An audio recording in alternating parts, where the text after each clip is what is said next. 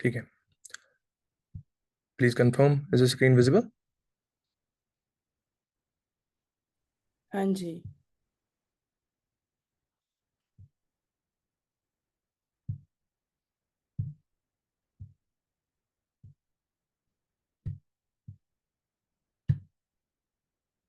جی ابھی ویزیبل ہے؟ جی نا visible. Please go ahead. Okay fine ٹھیک ہے.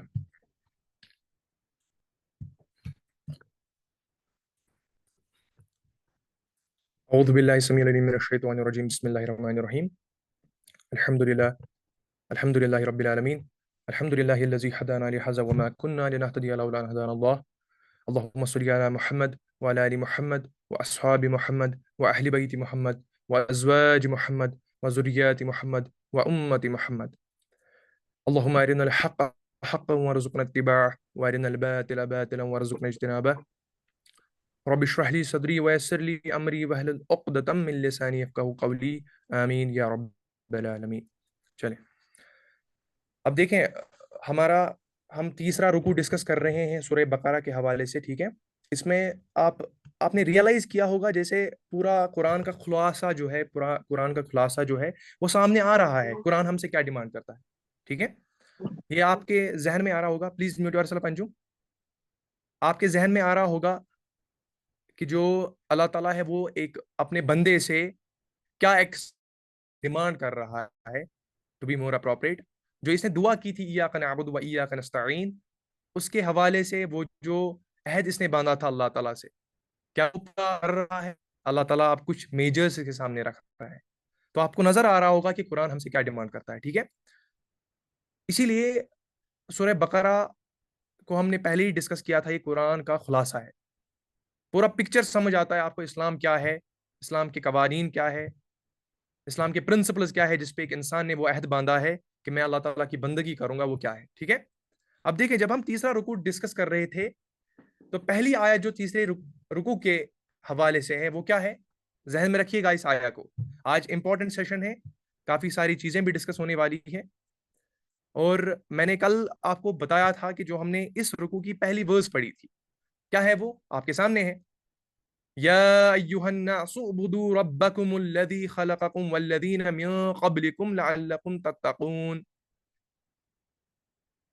تمام انسانوں سے خطاب ہے کہ تم اپنے اس رب کی عبادت کرو جس نے تمہیں بھی پیدا کیا اور تم سے پہلوں کو بھی پیدا کیا, تاکہ تم ڈر جاؤ. تو توحید یہاں پہ ہے, اللہ تعالیٰ کی ربوبیت ہے, اللہ تعالیٰ کی حاکمیت کا اعلان ہے, قرآن کی دعوت کا آغاز ہے. تو یہ ساری چیزیں آپ نے ریسنٹ سیشنز میں ہم نے ڈسکس کری اور آپ کو سمجھ آیا کہ قرآن کا مقصد کیا ہے, قرآن کی دعوت کیا ہے. تو آج اس آیا کو پھر سے ریپیٹ کرنے کا مقصد یہی ہے کہ تاکہ آپ اس پہلے سیشن کی طرف جو اس رکوع کے حوالے سے تھا, وہ پہلا سیشن, اس کی طرف بڑھے کہ ہم نے سٹارٹ کیا تھا توحید سے. پھر اللہ تعالیٰ نے اپنے پرنسپلز بتائے کہ توحید کیا ہے, شرک کی وضاحت ہوئی, اس کے ساتھ ساتھ قرآن کی عظمت کا بیان, رسول اللہ صلی اللہ علیہ وسلم کی بعثت کا بیان. امپلائڈ تھا, وہ ایکسپلیسٹلی مینشن نہیں تھا رسول اللہ صلی اللہ علیہ وسلم کی نبوت, لیکن امپلیسٹلی تھا. اس کے ساتھ ساتھ ہم نے دیکھا قرآن کی عظمت. اور یہاں سے جو اس رکوع میں سٹارٹ ہو رہا تھا, اس رکوع میں کنٹینٹ کے حوالے سے جو ایمان کے حوالے سے پرزور تھا, وہ کتاب اللہ پہ ایمان تھا. ایمان بظاہر ایک سپیکٹرم ہے, لیکن یہاں اسپیسیفک کانٹیکسٹ میں ایمان کس حوالے سے تھا, کتاب پر ایمان, کیونکہ کتاب اللہ تعالیٰ کی کتاب پہ پرزور تھا, وہی پہ ایمفیسائز کیا گیا تھا. اللہ تعالیٰ نے کتاب پہ ایمفیسائز کیا, کتاب اللہ پہ, کلام اللہ پہ.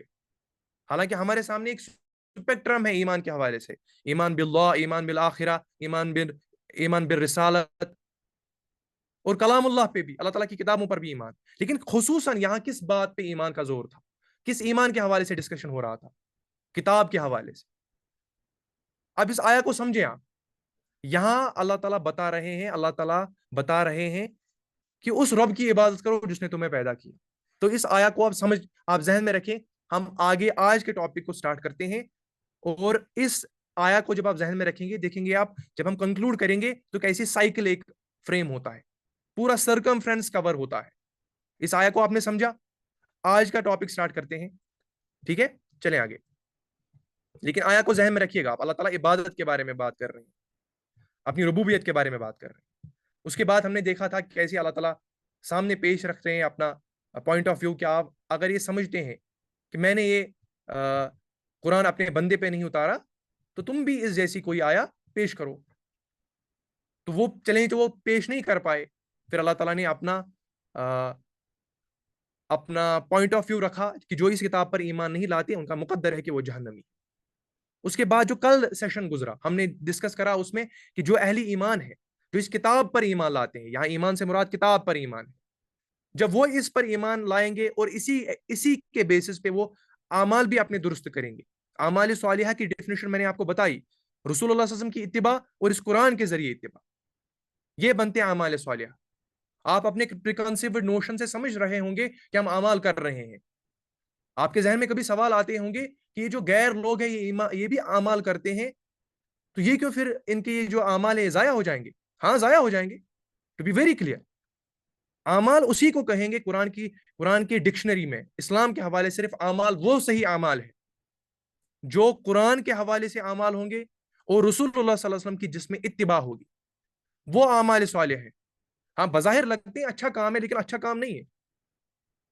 ان کو اللہ تعالیٰ اس بیسس پہ دنیا میں ریوارڈ دیتا ہے.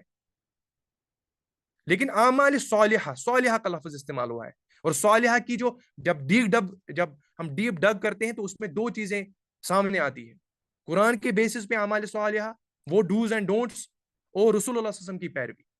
اگر کسی عمل میں رسول اللہ صلی اللہ علیہ وسلم کی اتباع نہ ہو وہ اعمال صالحہ نہیں ہوگا، بدعت ہوگا، رسومات ہوں گے، اعمال صالحہ نہیں ہو سکتا. اللہ تعالیٰ سے آپ ایکسپیکٹ نہیں کر سکتے کہ کل اللہ تعالیٰ آپ کو سرخرو کرے گا اس قیامت کے دن. بالکل کرسٹل کلیئر ہے. ٹھیک ہے، اس کے ساتھ ساتھ ہم نے دیکھا پھر ان کا کنکلوژن بھی کیا ہوا. جب یہ ایسے لوگ ہوں گے تو ان کا مقدر ہوگا کہ پھر یہ اللہ تعالیٰ کی اللہ تعالیٰ کی رحمت سے جنتوں میں جائیں گے. ٹھیک ہے، اس کے بعد پھر ہم نے دیکھا کہ اللہ تعالیٰ اس کے سامنے بتا رہے تھے، پھر اپنا اللہ تعالیٰ نے ایک انداز بیان کیا کہ جو لوگ قرآن کے جیسے یہ کلام تو پیش نہیں لائے، اس جیسی کوئی صورت تو پیش نہیں لائے، تو پھر وہ کیا کرتے تھے؟ وہ پیریفریز سے کھیلتے تھے، پیریفریز ایشوز کو سامنے رکھتے تھے کہ اللہ تعالیٰ ایسی چھوٹی چھوٹی مثالیں کیوں بیان کرتے ہیں؟ کیا مقصد ہے اللہ تعالیٰ کوئی چھوٹی چھوٹی مثالیں بیان کرنے کا؟ مقصد کیا ہے؟ تو اللہ تعالیٰ فرماتے ہیں آپ موضوع کو بحث نہیں بناتے، پیریفریز سے کھیلتے ہو، فروعی مسائل کو اپنا دین بناتے ہو. دین کا مطلب ہے زندگی کا طریقہ. تو اللہ تعالیٰ اس چیز پہ ایمفیسائز کرتے ہیں کہ تمہیں مقصد سے، اگر تم با مقصد انسان ہو تو مقصد کی پیروی کرو. بے مقصد لوگ جو ہوتے ہیں وہ ایشوز کو چھیڑتے ہیں، پیریفریز ایشوز میں دھیان دیتے ہیں. ٹھیک ہے، مقصد جو با مقصد لوگ ہوں گے انہی کو اللہ تعالیٰ ہدایت دیتا ہے. اور اسی چیز کو ہم نے کل ڈسکس کیا کہ ایک ہی قرآن کو پڑھنے والے، بظاہر لوگ لگتے ہیں کہ پڑھنے والے ہیں، قرآن پہ تفکر کرتے ہیں، لیکن اللہ تعالیٰ کہتا ہے اسی ایک چیز سے، قرآن ہی پڑھنے سے، کچھ لوگ ایک ہی آیت پڑھنے سے، ایک ہی سورہ پڑھنے سے، ایک ہی قرآن کی تعلیمات سے کچھ لوگ گمراہ بھی ہوتے ہیں، اور انہی چیزوں سے کسی کو ہدایت بھی ملتی ہے. لیکن گمراہ کون نہیں ہوتے؟ گمراہ نہیں ہوتے جو اس پہ ایمان لاتے ہیں. اور گمراہ کون ہوتے ہیں؟ جو فاسق ہوتے ہیں، جو فاسق ہوتے ہیں. اور فاسق میں نے کل لٹرل ڈیفینیشن بتائی آپ کو فاسق کی کیا ہے، جو اپنی راہ سے ہٹ جائے. آپ کو کہیں جانا ہے، ایک صراط المستقیم پہ ہیں آپ، اگر آپ اس سے ہٹ گئے تو وہ فاسق ہوگا. گناہ فاسق میں نہیں آئے گا. گناہ ہوتا ہے انسان کی بشری کمزوری ہوتی ہے، یا کبھی ماحول کے دباؤ میں گناہ کر بیٹھا، لیکن اسے فوراً ریئلائزیشن ہوتی ہے کہ میں غلط کر بیٹھا، وہ فوراً واپس آتا ہے. فاسق کہتے ہیں جب وہ حد سے نکل جائے، وہ بے پرواہ ہو جائے کہ میں کیا کر رہا ہوں. جو فیلنگ آف ریگریٹ ہے، وہ جو پچھتاوا ہے، وہ جو فطرت ابھر رہی تھی اس کے اندر کہ میں غلط کر رہا ہوں، اس کو وہ مر جاتی، اس کی موت ہو جاتی، وہی فاسق کہلاتا ہے. اب لیکن فاسق کی ڈیفینیشن، اس کو الابریٹ کرنا، اس کی ایکسپلینیشن ہم نہیں کریں گے، اللہ تعالیٰ خود وضاحت کریں گے حقیقت میں یہ فاسق کون ہے. اب لیکن میں نے یہ پھر سے ریپیٹ کیوں کیا؟ کیونکہ مجھے فاسق پہ ایمفیسائز کرنا تھا. دیکھیں، فاسق انسان کے ذریعے سے ہوتا ہے. اللہ تعالیٰ کہتا ہے میں ہدایت نہیں دیتا ہوں اسے جو فاسق ہوتے ہیں. تو فاسق سے دروازہ کھلا، اور کس کے ذریعے سے کھلا؟ خود انسان کے ذریعے سے. اس نے خود نہیں چاہا کہ میں اس کتاب اللہ سے ہدایت حاصل کروں، خود اس نے اپنا دروازہ کھولا. محرومی کا, ذلت کا, گمراہی کا خود اس نے دروازہ کھولا. پہلے یہ فاسق بنا, جب یہ فاسق بنا تو کیا ہوگا, اسی فاسق کی ایکسپلینیشن اگلی ورس میں آئے گی. اور پھر دیکھیے جب یہ فاسق بنتا ہے پھر دروازہ اس کے لیے کھلتا ہے برائی کے لیے, پھر کنکلوژن کیا ہوتا ہے اس چیز کا, یہاں ایمفیسائز کرنا تھا مجھے. فاسق انسان خود بنا, اب اس نے دروازہ کھولا اپنے لیے گمراہی کے لیے, رسوائی کے لیے, بے شرمی کے لیے, ذلت کے لیے, مسکنت کے لیے, اس نے خود اپنا دروازہ کھولا اس انسان نے فاسق بن کر. جب یہ فاسق بنا اب یہ دنیا میں کیا کرے گا, اب جب یہ دنیا میں کرے گا تو دنیا میں ہوگا کیا, سائیکل سمجھے آپ. فاسق بنا تو اس کے کریکٹرسٹکس کیا ہوں گے, جب یہ کریکٹرسٹکس اس کے یہ ہوں گے تو دنیا کیسے آپ کو نظر آئے گی. ایمفسائز کرے, ایک بار میں پھر سے ریپیٹ کروں گا کیونکہ بہت امپورٹنٹ ہے. پورے دنیا کے معاملات آپ کو اس آیت میں سمجھ آئیں گے. ایک ایک لفظ اللہ تعالیٰ نے موتی کے برابر رکھے, ایک ایک لفظ. فاسق خود بنا, جب فاسق بنا تو اس نے کچھ کام کیے دنیا میں, جب اس نے یہ کام کیے تو دنیا آپ کو کیسے نظر آئے گی. جب یہ فاسقوں کی جب تعداد زیادہ ہوگی دنیا میں تو آپ کو دنیا کیسے نظر آئے گی. اب دیکھیں آگے, یہ آج کا ٹاپک ہے. اللہ تعالیٰ فرماتے ہیں, کیا فرماتے ہیں اللہ تعالیٰ, الذين ينقضون عهد الله من بعد ميثاقه ويقطعون ما امر الله به ان يوصل ويفسدون في الارض. ٹرانسلیشن پڑھتے ہیں پہلے. اللہ تعالیٰ فرماتے ہیں اللہ کے عہد کو مضبوط باندھ لینے کے بعد توڑ دیتے ہیں.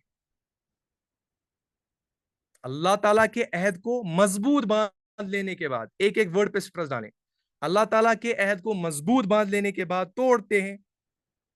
اللہ تعالیٰ نے جسے جوڑنے کا حکم دیا ہے اسے کاٹتے ہیں اور زمین میں فساد برپا کرتے ہیں. فاسق کی ایلابریٹ, فاسق کی ایکسپلینیشن. کون لوگ ہیں یہ جو دنیا میں فاسق ہوتے ہیں, ان کا کریکٹرسٹک کیا ہوتا ہے کہ وہ اللہ تعالیٰ کا عہد توڑتے ہیں. مضبوط باندھ لینے کے بعد اللہ تعالیٰ کا عہد توڑتے ہیں. اللہ تعالیٰ نے جسے جوڑنے کا حکم دیا ہے اسے توڑتے ہیں, اسے کاٹتے ہیں اور زمین میں فساد کرتے ہیں. تین چیزیں ہوئی. الذین ینقضون عہد اللہ, اللہ تعالیٰ کے عہد کو مضبوط باندھ لینے کے بعد توڑتے ہیں. وَيَقْطَعُونَ مَا أَمَرَ اللَّهُ بِهِ, اللہ تعالیٰ نے جسے جوڑنے کا حکم دیا ہے, آگے آئے گا أَن يُوصَل, یوصل ہوا جوڑنا. اللہ تعالیٰ نے جسے جوڑنے کا حکم دیا ہے اسے توڑتے ہیں, اسے کاٹتے ہیں اور نتیجہ کیا آتا ہے, وَيُفْسِدُونَ فِي الْأَرْضِ, زمین میں فساد برپا کرتے ہیں. اب دیکھیں اس چیز کو, یہ جو اللہ تعالیٰ نے فرمایا اللہ تعالیٰ کے عہد کو مضبوط باندھ لیتے ہیں. پہلے عہد کو جانیں گے, یہ عہد ہے کیا, یہ کانٹریکٹ ہے کیا, یہ کوویننٹ ہے کیا. یہ جو عہد ہے بندے اور اللہ کے درمیان, یہ تو مخاطب بظاہر نظر آتا ہے, یہ تو عام لوگ ہیں. یہ کون سا عہد کی بات کر رہا ہے اللہ تعالیٰ, کس عہد کی بات کر رہا ہے اللہ تعالیٰ. پھر اللہ تعالیٰ فرماتے ہیں آگے کہ اللہ تعالیٰ جسے جوڑنے کا حکم دیتے ہیں اسے کاٹتے ہیں اور اس کے رزلٹ میں آتا ہے زمین فساد سے بھر جاتی ہے. تو آئیے جانتے ہیں یہ عہد ہے کیا. دیکھیں یہ جو عہد ہے سب سے پہلے اس کا آغاز انسان کی فطرت سے ہوتا ہے. آپ پیدا ہوتے ہیں کسی بھی معاشرے میں, آپ کو سمجھ آتا ہے کہ دھوکہ دینا غلط ہے, آپ کو سمجھ آتا ہے کہ جھوٹ بولنا غلط ہے, آپ کو سمجھ آتا ہے کہ کسی کو تکلیف دینا غلط ہے. فطرت آپ کی گواہی دیتی ہے. کوئی تربیت آپ کو ملی ہو یا نہ ہو, کوئی سوشلائزیشن آپ کو ہو یا نہ ہو, خود انسان کے اندر ایک پروگرامنگ ہے, ایک سافٹ ویئر انسٹال ہے جو ہمیں گواہی دیتا ہے کہ ہمیں برائی سے بچنا ہے. وہ بچتے ہیں پھر یا نہ بچتے ہیں اس سے کوئی, وہ سیکنڈری ہے. لیکن فطرت انسان کے اندر ہے کہ وہ برائی کو برا سمجھتی ہے, وہ جھوٹ کو برا سمجھتی ہے, وہ قتل و غارت کو غلط سمجھتی ہے, کسی کو تکلیف دینے کو غلط سمجھتی ہے. فطرت ہم سے کہتی ہے, فطرت ہمیں وہ گواہی دیتی ہے کہ تم غلط کر رہے ہو. تو سب سے پہلے یہ فطرت کی گواہی ہے، فطرت کا وہ عہد ہے، سب سے پہلے وہ فطرت کا وہ عہد ہے جو اس کے اندر ایک تلاطم ہے، یہ غلط کرتا ہے تو اس کا وجود ہل جاتا ہے کہ میں کیا کر رہا ہوں، پھر سے وہ پھر سے وہ نظر انداز کرتا ہے، اس فطرت کی گواہی کو وہ نظر انداز کرتا ہے، وہ الگ بات ہے، پھر وہ نتیجہ سامنے آتا ہے جب یہ فطرت کو نظر انداز کرتا ہے پھر وہی آتا ہے جو ہم نے اسے پہلے پڑھا، ختم اللہ علی قلوبہم، اس کے دل پر مہر لگ جاتی ہے، وعلی سمعہم، اس کے کانوں پہ بھی مہر لگ جاتی ہے، وعلی ابصارہم غشاوہ، اس کے آنکھوں پہ پردہ پڑ جاتا ہے، دھوکا ہو جاتا ہے، وہی صم بکم عمی فہم لا یرجون۔ لیکن عہد کیا تھا؟ اس کو اللہ تعالیٰ نے یہ فطرت دی تھی کہ یہ اسے سمجھ آتا ہے کہ حق کیا ہے غلط کیا ہے، اور سب سے بڑا اگر حق انسان کو جاننا ہے تو سب سے پہلے جانے گا کہ میں اس دنیا میں آیا ہی کیوں ہوں، اب میں جب آیا ہوں تو مجھے پہچاننا ہے مجھے کیوں بھیجا گیا، اب جس نے مجھے بھیجا اس کے کچھ احکام ہوں گے، اس کی مجھے اطاعت کرنی ہے، تو سب سے پہلے یہ عہد فطرت کا عہد ہے، کتنا بھی انسان غیر گزرا ہو سب سے پہلے انیشل فیز میں اس کو یہ فطرت ہوتی ہے کہ اس کو وہ بتاتی ہے کہ تم غلط کر رہے ہیں، اور اس کو فردر ایلابریٹ کرتے ہیں حضرت صدی رحیم اللہ، بڑے بہترین مفسر گزرے ہیں حضرت صدی رحیم اللہ، وہ فرماتے ہیں اس عہد سے مراد قرآن کو سننا ہے، قرآن کو پڑھنا ہے، قرآن کی تعلیمات جب ڈسمنیٹ ہو گئی سویلائزیشنز میں وہ عہد ہے۔ آج اگر کوئی انسان قرآن کو بحثت تفکر نہیں کرتا، اس کو عمل میں لانے کی کوشش نہیں کرتا، لیکن کچھ نہ کچھ حصہ تو اس کو سمجھ آیا ہوگا کہ قرآن کیا ڈیمانڈ کرتا ہے، چاہے وہ مسلم ہو چاہے وہ غیر مسلم، مسلموں کو تو سب کو پتا ہے، یہ تو سب کو پتا ہے سورہ فاتحہ ایاک نعبد و ایاک نستعین، اس سے کون محروم ہے؟ مجھے نہیں لگتا دنیا کی کوئی ایسی پاپولیشن ہوگی جو خود کو مسلمان کہتا ہوگا اور سورہ فاتحہ سے محروم ہے، ایسا تو کوئی انسان نہیں آپ نے دیکھا ہوگا۔ آپ سمجھ رہے ہیں اس چیز کو؟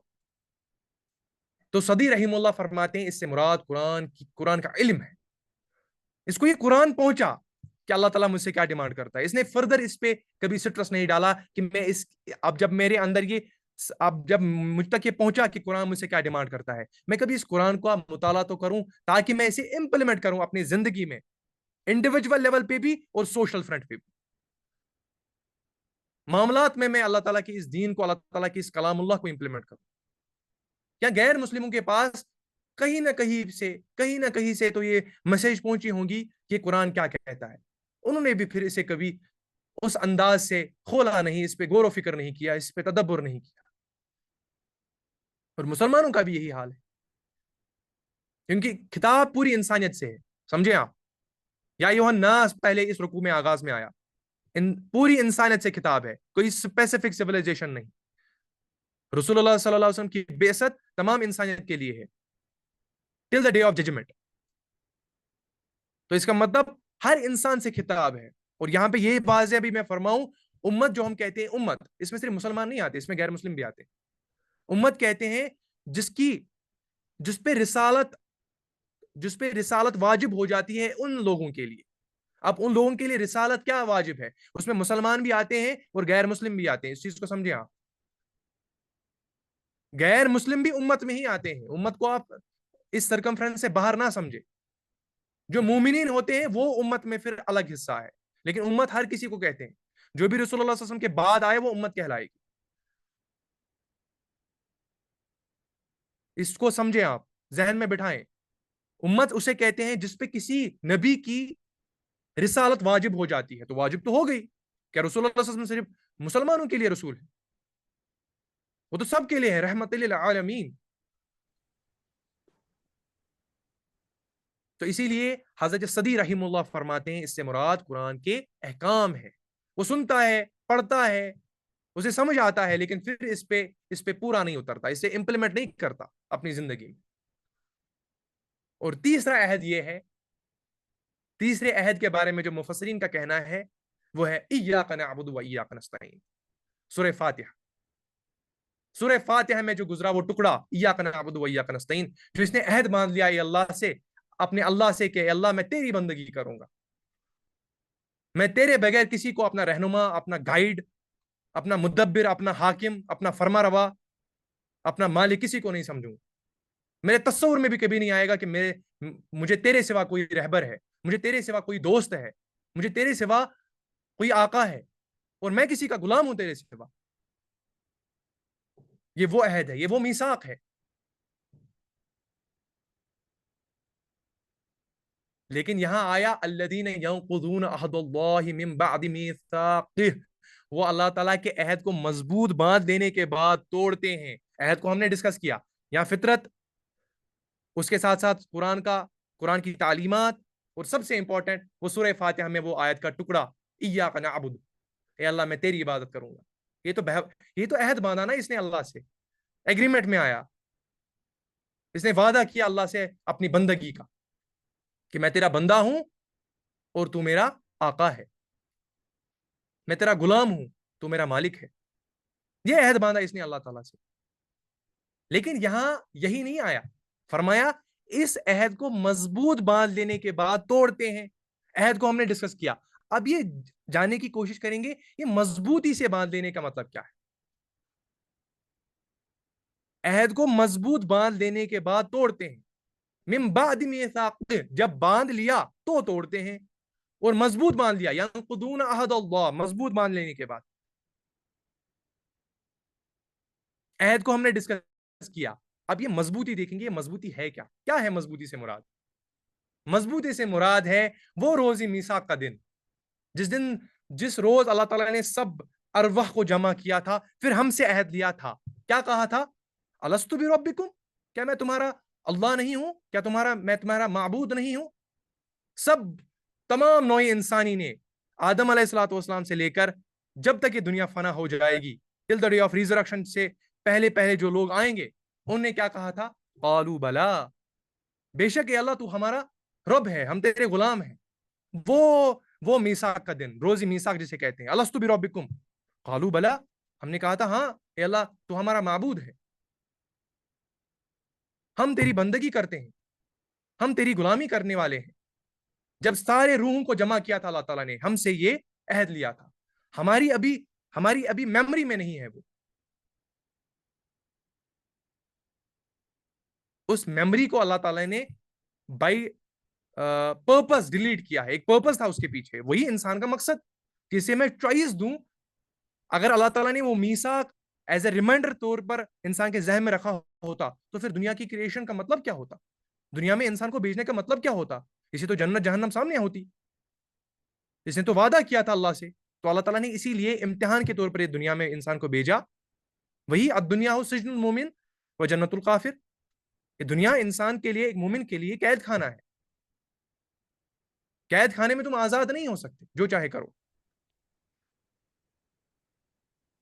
تو آپ سمجھے اس چیز کو. وہ میثاق کا دن جب انسان نے، تمام ارواح نے، روحوں نے اللہ تعالیٰ سے یہ عہد کیا تھا کہ ہم تیری بندگی کریں گے. اور اس کے ساتھ ساتھ پھر اس کو اللہ تعالیٰ نے اتنی عنایت فرمائی. اللہ تعالیٰ الرحمن الرحیم ہے. اس میثاق کو ہمارے عقل کے حوالے نہیں کیا کہ تم عقل سے اب اللہ تعالیٰ کو پہچانو. اللہ تعالیٰ نے سب سے بڑی عنایت فرمائی. پھر اللہ تعالیٰ نے وقتاً اپنے نبی بھی بھیجے. تو اس کا مطلب ہر دور میں ہر امت اپنے نبی سے عہد کرتی ہے. اور ہم سبھی نے رسول اللہ صلی اللہ علیہ وسلم کے بعد ہر ایک سیویلائزیشن نے، کیا ابھی جو سیویلائزیشن گزر رہی ہے پچھلے 1400 سال سے زیادہ، پلیز میوٹ یور سیلف، جس کا مائک آن ہے پلیز میوٹ یور سیلف. تو جو ابھی لوگ ہیں انہوں نے عہد کیا تھا رسول اللہ صلی اللہ علیہ وسلم سے، اے رسول اللہ صلی اللہ علیہ وسلم ہم آپ کی اتباع کریں گے. اب اس میں کچھ کلوز بھی ہیں، کچھ بالکل ہی اوجل ہیں. تو میں نے پہلے ہی کہا اس سے کوئی انویئر نہیں ہے، کیونکہ قرآن کی تعلیمات ہر کسی کے پاس پہنچی. دنیا میں جو سب سے پاپولر پرسنالٹی ہے، چاہے آپ ان سے محبت کرتے ہیں یا ان سے جانتے نہیں ہیں، یا کوئی سما معاذ اللہ کوئی اپنی جہالت کی بنیاد پر اس سے نفرت کرتا ہے، وہ محمد رسول اللہ صلی اللہ علیہ وسلم. ایسی کوئی نمایاں شخص نہیں ہے جس نے سیویلائزیشن کو اتنے فیز میں ڈومینیٹ کیا. ہماری کنٹری کا کوئی پولیٹیکل ایلیٹ ہوتا ہے، وہ مر جاتا ہے، ہمیں کب یاد آتا ہے؟ اس کی ڈیتھ اینیورسری پہ ہم کب نام لیتے ہیں. اس محمد رسول اللہ صلی اللہ علیہ وسلم کی گونج تو دن میں 5 ٹائم ہوتی ہے. اشہدو ان محمد رسول اللہ جب مؤذن ہمیں بلاتا ہے. اور دنیا میں بتائیں کوئی ایسا زمین کا حصہ بتائیں جہاں اذان نہیں ہوتی. اور یہ اذان کے سفیئرز بھی دیکھیں. چلیے ڈسکس کرنے کی ضرورت نہیں, لیکن پھر بھی آپ دماغ میں آیا مجھے, اس اذان کی ڈیفینیشنز بھی دیکھیں آپ. اذان کب کب ہوتی ہے؟ آپ نے انٹرنیشنل ڈیٹ لائن کے بارے میں سنا ہوگا, IDT. ایسٹ سے لے کر ویسٹ تک ہر لمحے میں اذان ہوتی رہتی ہے. جاپان سے سن رائز ہوتا ہے, وہاں اذان ہو گئی, اور اگلے 2 منٹ کے بعد کسی اور ایک جگہ پہ نماز فجر کا ٹائم ہوا تو وہاں اذان ہو گئی اگلے 2 منٹ کے بعد.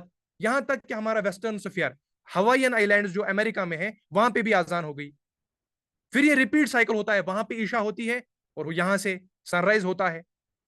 یہ لمحہ کبھی مٹتا ہی نہیں. تو رسول اللہ صلی اللہ علیہ وسلم کی صداقت کا بیان ہم دیتے ہیں ہر زمین کے ہر کونے میں, اشہد ان محمد رسول اللہ.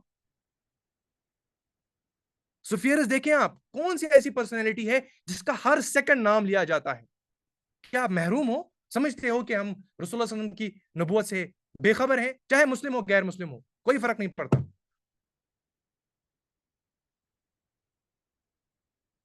تو یہ ہے وہ مضبوطی کے ساتھ باندھنے کا عہد. عہد کیا تھا؟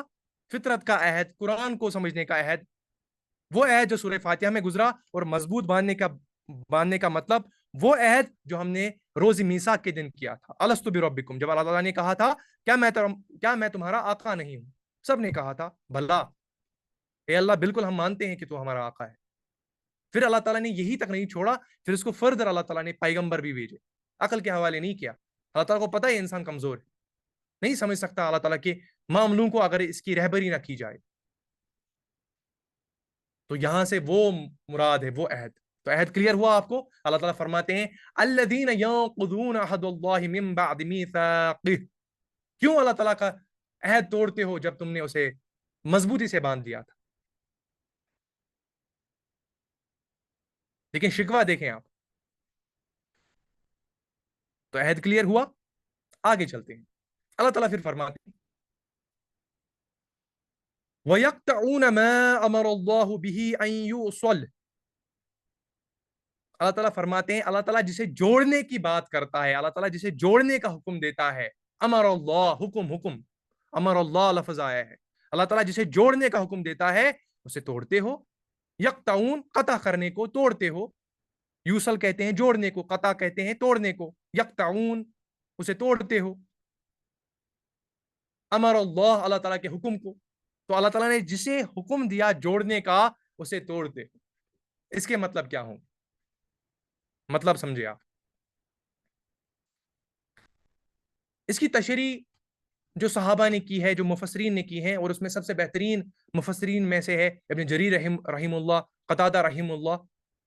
وہ فرماتے ہیں اس سے مراد ہمارے فیملی سسٹم ہے. اللہ تعالیٰ سب سے پہلے جس چیز کے بارے میں ذکر کرتا ہے, آپ نے دیکھا بھی ہوگا, اللہ تعالیٰ فوراً اپنے حقوق کے بعد فوراً اللہ تعالیٰ والدین کے حقوق کے بارے میں بات کرتا ہے. وَبِالْوَالِدَيْنِ احسان. فوراً آپ نے دیکھا ہوگا, اصولاً آپ نے دیکھا ہوگا, جب بھی اللہ تعالیٰ اپنے بارے میں توحید کے بارے میں بات کرتے ہیں فوراً اس کے بعد والدین کے حقوق کے بارے میں, یعنی فیملی سسٹم پہ ایمفسائز. تو یہاں رشتہ داری کے حقوق ہے, وہ فیملی سسٹم ہے. لیکن اس فیملی سسٹم کو ایسے نام لے کے ہم چھوڑ نہیں سکتے, اسے ایلابریٹ کرنا بہت ہی ضروری ہے. دیکھیں, اس پوری زمین کا اگر آپ بیسک یونٹ نکالے جس سے سماج بنتا ہے تو وہ آتا ہے دا پرائمری یونٹ, جسے ہم کہتے ہیں primary unit of society, it's family. یہ فیملی ہے. اگر فیملی مضبوط نہ ہو تو پورا سماج ہی بکھر جائے گا. تو اللہ تعالیٰ کہتے ہیں اس فیملی کو مضبوطی کے ساتھ تھام لو, اس کی پرورش کرو, اس کا دھیان دو. تم اس کے رہبر ہو, اگر تم اس کے حاکم اس فیملی کے ہو تو آپ سے پوچھا جائے گا اپنی فیملیز کے بارے میں. یہ جو فیملیز کو کے ٹائی اپ اس کو آپ نے توڑ دیا ہے, بکھیر کر رکھ دیا ہے, کیسے بکھیرتے ہو؟ اور جو یاد رکھنا آپ, یہ کنیکشن ہے.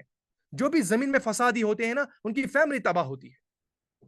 بیک آف دی مائنڈ آپ دیکھیے, کسی بھی ایسے انسان کو دیکھیں جس نے بھی دنیا میں کرپشن کیا, ٹریس آؤٹ کیجئے, اس کی فیملی تباہ ہوتی ہے.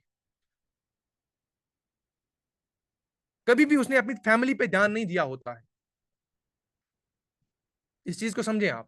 اس کا مطلب اللہ تعالیٰ فیملیز کا جو میک اپ ہے, وہ سوشل فیبرک ہے, اس کے بارے میں ایمفسائز کر رہے ہیں.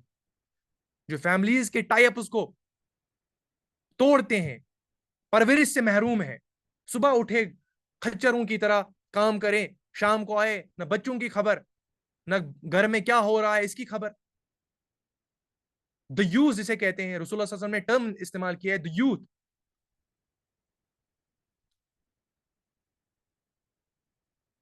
جسے جو لاشعور ہو اپنی فیملی کے بارے میں. اس کا مطلب اہل مومن کبھی بھی اپنی فیملی کے بانڈ کو, کبھی بھی فیملی کے ٹائز کو, کبھی بھی فیملی پہ جو سٹرکچر کی ذمہ داری ہے اسے محروم نہیں ہوتے. اس کا اپوزٹ میں کیا ہے, یہ جو غیر شعوری انسان ہوتے ہیں, یہ فیملیز کے ریلیشنز کو دیکھ کر, یہ فیملیز کے اس بنیاد کو کھوکھلا کرنا چاہتے نہیں ہیں, لیکن ہو جاتے ہیں اپنے عمل سے.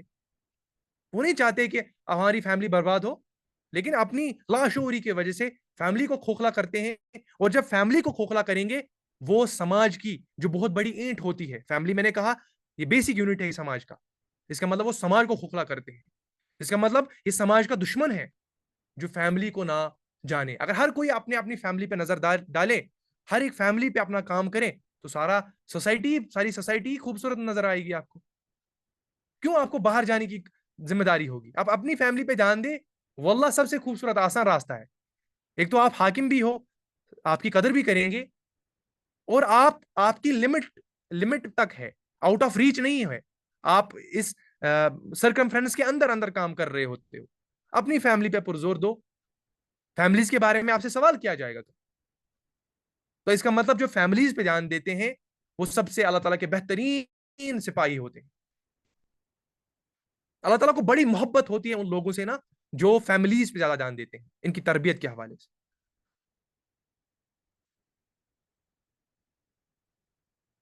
لیکن آپ دیکھیں ٹریجڈی, دیکھیں آپ ٹریجڈی, المیہ دیکھیں آپ کیا ہے, بربادی کی انتہا دیکھیں. آج کل جو فیمیل یا میل اپنی فیملی پہ دھیان دیتے ہیں, اسے کہتے ہیں یہ تو کام ہی نہیں کرتا, اس کی کوئی ورتھ ہی نہیں, بھائی اس کو گھر کے کاموں میں لگا دیا. So called feminists. جو پوسٹ ماڈرن کرٹیسزم آتا ہے وہ کیا ہے, گھر میں بٹھاتے ان کو. اللہ تعالیٰ نے دیکھو عہد کیا باندھا ہے ان سے, مقصد ہے نا ہمارا آخرت, دنیا کا کوئی مقصد تو ہے ہی نہیں. دنیا نے کتنی بھی زندگی میں اس نے آسائش دیکھی, کون سی آسائش ہے دنیا کی آسائش؟ اور دنیا میں کس نے کتنے بھی غم دیکھے, کوئی مسئلہ نہیں. موت تو انسان کے دکھ سکھ سب کو ختم کرتی ہے. حالانکہ ہمیں یہ دعا مانگنی چاہیے, ربنا آتنا فی الدنیا حسنۃ وفی الآخرۃ حسنہ, ہمیں دنیا میں بھی حسنہ عطا کر اے اللہ, آخرت میں بھی. لیکن اگر بحثتی امتحان میں اللہ تعالیٰ نے کسی کو دنیا میں بوجھ ڈالا, آپ کو بوجھ میں نظر آیا ہوگا حضرت علی رضی اللہ تعالیٰ عنہ کی زندگی پوری غم سے بھری ہوئی ہے. آخرت تک بالکل جب یہ اس دنیا سے چلے گئے تب تک مشقتوں کی زندگی انہوں نے گزاری. صحابہ میں سب سے بہترین ایگزامپل حضرت علی رضی اللہ تعالیٰ عنہ کی. تو دنیا کا نقصان کوئی بڑا نقصان نہیں. تو آپ کو جو لیبل کرتے ہیں بھئی یہ گھر میں اپنی تربیت پہ جان دیتے ہیں, گھر کے ہاؤس ہولڈ بالکل اس کمپیکشن میں رہتے ہیں, تو یہ کوئی بری بات نہیں ہے. تو آنر ایز اے آنر لے لیں, آپ اپنے فیملی سٹرکچر کو مضبوط کر رہے ہیں. تو اس سے مراد یہ اپنے, اس کا مطلب اہل ایمان فیملیز پہ دھیان دیتے ہیں, اور جو فسادی ہوتے ہیں جو فاسق ہوتے ہیں وہ ان فیملیز کے بارے میں خیال نہیں رکھتے. اور آپ دیکھیں یہ بیماری ہمارے مسلم معاشرے میں عام ہے, اس سے کوئی محروم نہیں ہے مسلم معاشرہ. پھر سمجھتے ہیں یار یہ اللہ تعالیٰ نے کہا تھا یہ قرآن لے کے آؤ, قرآن میں اللہ تعالیٰ نے کہا تھا تم تو زمین کے خلیفہ ہو. زمین کے خلیفہ ہو, لیکن پہلے وہ پریریکویزٹس تو فالو کرو, وہ پریور کنڈیشنز تو فلفل کرو.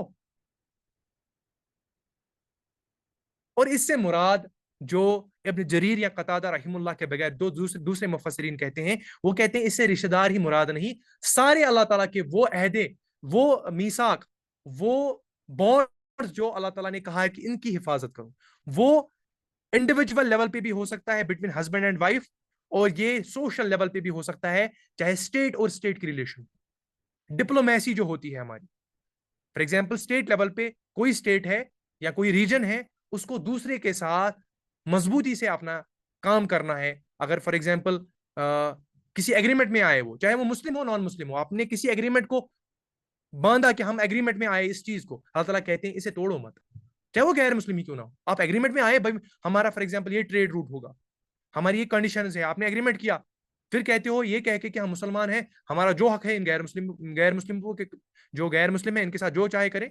نہیں, اللہ تعالیٰ اس چیز کو پسند نہیں کرتا, اور اس کی تشریح آئے گی آگے سورہ توبہ میں. تو اس کا مطلب ہر اس میں دیکھیں پورا انڈیویجول لیول پہ, بالکل پولیٹیکل فرنٹ پہ, سوشل فرنٹ پہ, ہر کوئی عہد اللہ تعالیٰ کہتا ہے جسے جوڑنے کا حکم دیتے ہو اسے توڑتے ہو. جسے اللہ تعالیٰ جوڑنے کا حکم دیتا ہے اسے توڑتے ہیں. کون؟ یہ فسادی, یہ فسق. لیکن اپوزٹ میں کیا ہوگا؟ یہ جو اہل ایمان والے ہوتے ہیں, جو اہل مومن ہوتے ہیں, جو مومنین ہوتے ہیں, وہ کیا کرتے ہیں؟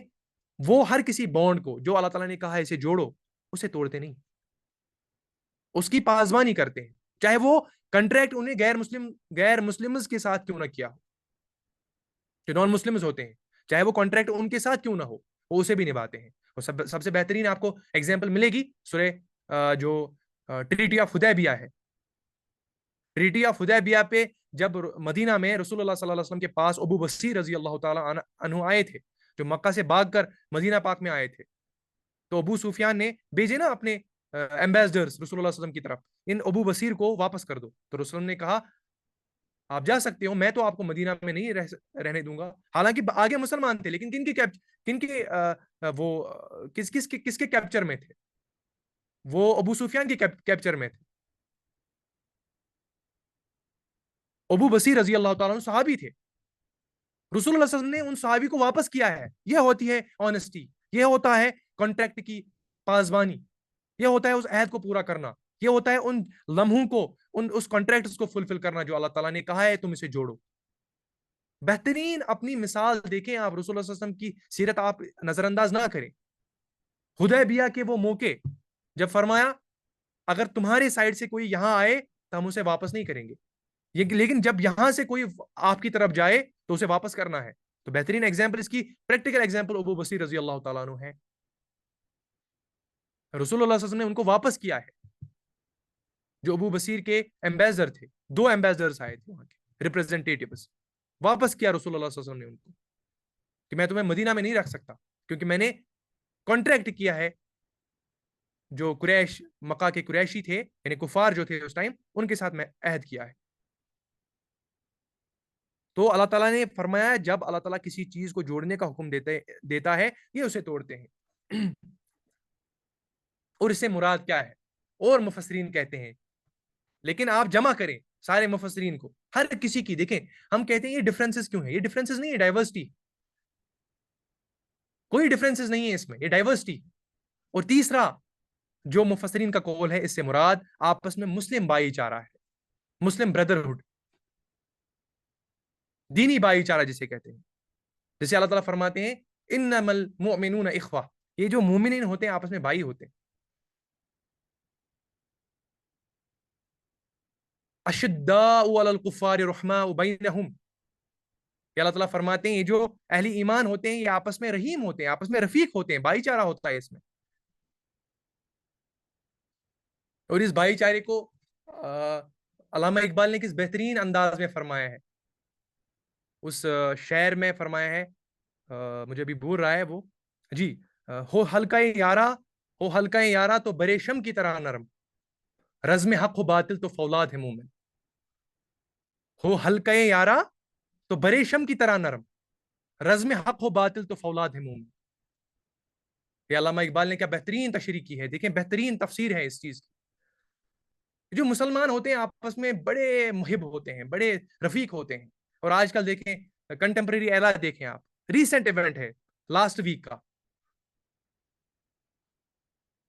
کنٹمپریری ایرا کو سامنے رکھیں, انما المومنون اخوہ, یہ آپس میں بھائی ہیں. آج کے حالات کو دیکھ کر ریسنٹ ایونٹ ہوا ہے, سب اسے واقف ہوں گے.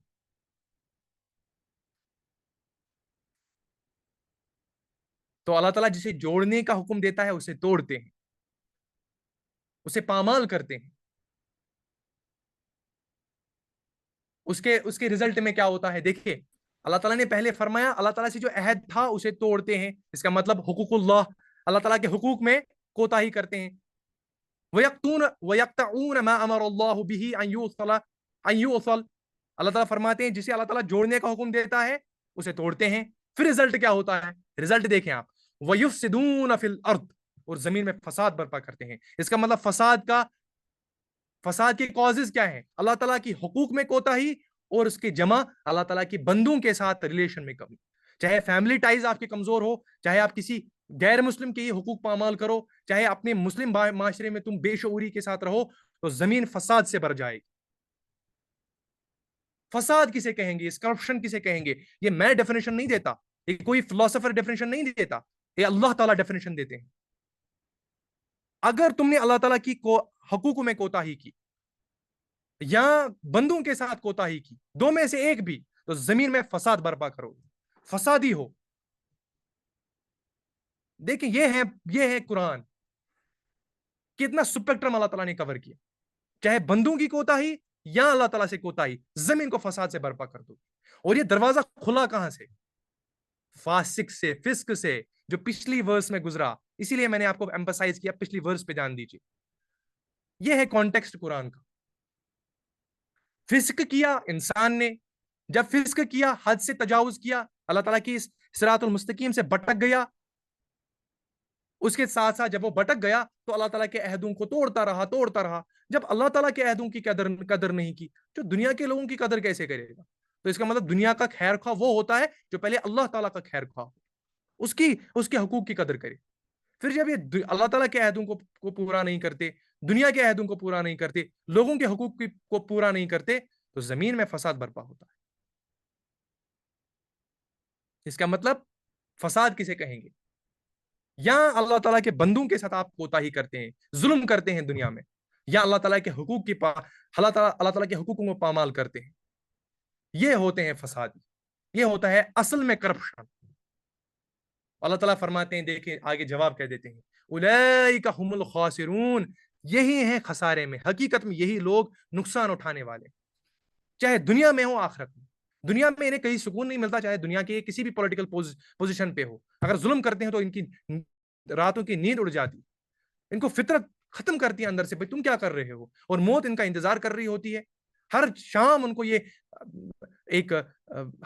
کو یہ تصویر نظر آتی ہے کہ مجھے مرنا ہے، تو بار بار مرتا ہے، اور آخرت میں تو اس کے لیے مقدر ہے ہمیشہ کا عذاب، وہی وَلَهُمْ عَذَابٌ عَظِيمٌ یا وَلَهُمْ عَذَابٌ علیم۔ اگر منافق ہو تو عذاب علیم، اگر کافر ہو تو عذاب عظیم، بڑا عذاب، دردناک عذاب۔ اس کا مطلب کتنا گھاٹی کا سودا کرتے ہیں یہ، کتنا نقصان اٹھانے والے ہیں یہ لوگ۔ جس دن اللہ تعالیٰ کی رحمت سب سے زیادہ ضرورت ہوگی انسان کو، اس دن یہ محروم رہ جائیں گے اللہ تعالیٰ کی رحمت سے۔ دیکھیں آخرت میں جس چیز کی قدر ہوگی نا، وہ اللہ تعالیٰ کی رحمت کی قدر ہوگی انسان کے اوپر۔ اب اللہ تعالیٰ سے یہ وعدہ خلافی کرتے ہیں، لوگوں کے حقوقوں کو پامال کرتے ہیں، تو اللہ تعالیٰ کی رحمت کے امیدوار کیسے ہو سکتے ہیں؟ تو اس کا مطلب دنیا میں بھی یہ گھاٹے میں، اور آخرت میں تو مقدر ہے ان کی رسوائی۔ دنیا میں چلو تھوڑا بہت آسائش ان کو مل ہی جاتی ہے، لیکن آخرت تو صرف مومنین کے لیے ہے، فائدے کی جگہ۔ تو حقیقت میں اللہ تعالیٰ فرماتے ہیں یہ خسار اٹھانے والوں میں سے۔ اب آگے اس چیز کو سمجھیں آپ، اس کی فل ٹرانسلیشن پڑھیں، اس سارے کانٹیکسٹ کو ذہن میں رکھیں۔ الذین ینقضون عہد اللہ من بعد میثاقہ، اللہ تعالیٰ کے وعدوں کو مضبوط باندھنے کے بعد توڑتے ہیں۔ وَيَقْطَعُونَ مَا أَمَرَ اللَّهُ بِهِ، اللہ تعالیٰ نے جسے جوڑنے کا حکم دیا ہے اسے توڑتے ہیں۔ أَيُّوصَلَ وَيُفْسِدُونَ فِي الْأَرْضِ، نتیجے میں کیا ہوتا ہے؟ زمین فساد سے بھر جاتی ہے، صرف فساد ہوتا ہے، کسی چیز میں کوئی آرڈر نہیں، چاہے فیملی ٹائز ہو، چاہے سوشل فرنٹ ہو، چاہے پولیٹیکل فرنٹ ہو، چاہے ہماری ایتھکس ہو، چاہے موریلٹی ہو، جس سفیر کی بات کرو، تباہی۔ اولئک هم الخاسرون، یہی لوگ خسارے میں، یہی وہ لوگ نقصان اٹھانے والوں میں سے۔ آگے چلتے اب دیکھیں یہ اللہ تعالیٰ کا شکوہ، دیکھیں آپ، اللہ تعالیٰ انسان سے شکوہ کرتا ہے۔ جب آپ نے یہ چیزیں سمجھی، آپ کو نظر آیا، یہ سارا ڈسکرپشن اللہ تعالیٰ نے بتایا، اب واپس وہی توحید کے بارے میں ذکر، سائیکل کو کمپلیٹ کرنا ہے نا ہم نے. اللہ تعالیٰ فرماتے ہیں کیف تکفرون باللہ وکنتم امواتا فاحیاکم ثم یمیتکم ثم یحییکم ثم الیہ ترجعون. تم اللہ کے ساتھ یہ کفر کا رویہ کیسے کر سکتے ہو؟ دیکھیں آپ اللہ تعالیٰ کی، دیکھیں ایک ہوتا ہے نا وہ آپ کو کسی پہ غصہ ہوتا ہے، لیکن ایک ایسا انسان ہوتا ہے جس کو پتا ہے یہ، فار ایگزامپل سب سے بہترین اس میں ایگزامپل ہے جب ایک پیرنٹ ڈانٹتا ہے نا بچے کو، غصہ بھی کرتا ہے لیکن اس کے غصے کے پیچھے محبت ہی چھپی ہوتی. ایسی نہیں ہے اللہ تعالیٰ الرحمن الرحیم. ایک ماں باپ جب اپنے بچے کو ڈانٹتے ہیں، غصہ بھی کرتے ہیں، کبھی پیٹتے بھی ہیں، لیکن back of the mind in کے یہاں محبت ہی ہوتی ہے، پیچھے بیک گراؤنڈ میں وہ محبت ہی ہوتی ہے جو اسے ڈانٹنے پر مجبور کرتی ہے، تاکہ یہ تباہی میں نہ آئے، اس کی دنیا برباد نہ ہو. اللہ تعالیٰ تو کہتے ہیں اگر میری پیروی نہ کرو گے تو دنیا اور آخرت دونوں برباد ہوں گے. آپ دیکھیں شکوہ اللہ تعالیٰ کا، کیف تکفرون، کیسے کر سکتے ہو اللہ تعالیٰ سے کفر، کیسے انکار کرتے ہو اللہ تعالیٰ کو. باللہ، اللہ تعالیٰ کا انکار کیسے کر سکتے ہو. وکنتم امواتا، جب تم مردہ تھے، ہمارا کوئی وجود نہیں تھا، ہم بے خبر تھے. فاحیاکم، پھر اللہ تعالیٰ تمہیں زندگی دیتا ہے. ثم یمیتکم، پھر اللہ تعالیٰ تمہیں پھر سے موت دے گا. ثم یحییکم، پھر سے زندہ کرے گا، وہ قیامت کا اٹھ جانا، ریزرکٹ ہونا. ثم الیہ ترجعون، پھر اسی کی طرف تمہیں پلٹ کر جانا.